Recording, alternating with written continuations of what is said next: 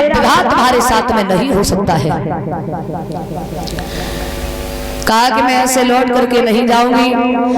आज महाराज याती घोड़ा पर सवार हुए हैं, जैसे ही चले देवयानी ने घोड़ा की लगाम को पकड़ लिया, झटका दिया है। महाराज याती चले हैं तो देवयानी बोली महाराज आप जा रहे हो तो जाओ, लेकिन एक बात का ध्यान रखना,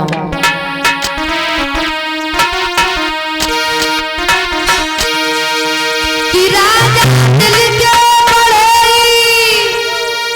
और कठोर निकले और चोरा चोरी चले गए, बड़े चोर निकले, चोरा चोरी चले गए, बड़े चोर निकले।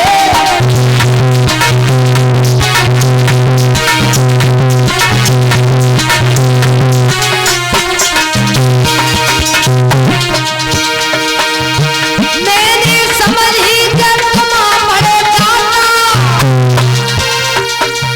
तुम बड़े जाना,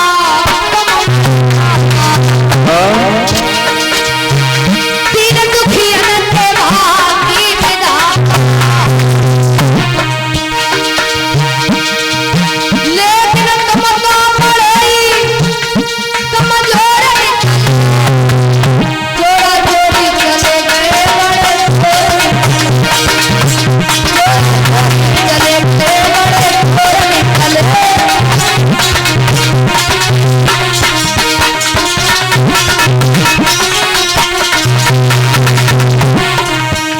अरे पाए छोड़ाए जाता निकल जाएंगे,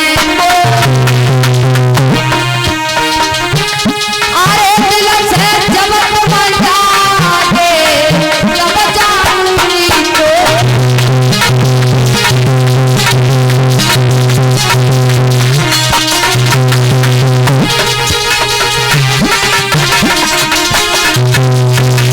कहा कि महाराज आप जा रहे हो तो जाओ। आज महाराज याती वहां से चले जाते हैं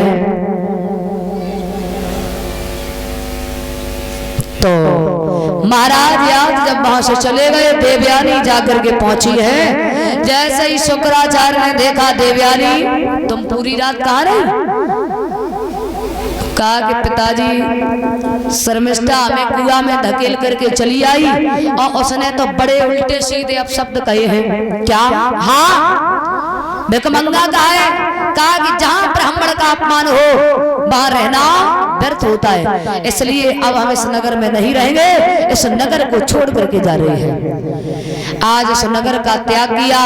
बृहस्पतिवा ने सुना है कि हमारे गुरुदेव इस नगर को छोड़ करके जा रहे हैं। पास में पहुंचे, पैरों को पकड़ लिया, गुरुदेव अगर आप चले जाएंगे तो भला हम यहाँ पर कैसे रह पाएंगे, इसलिए आप हमें छोड़ करके न जाइए।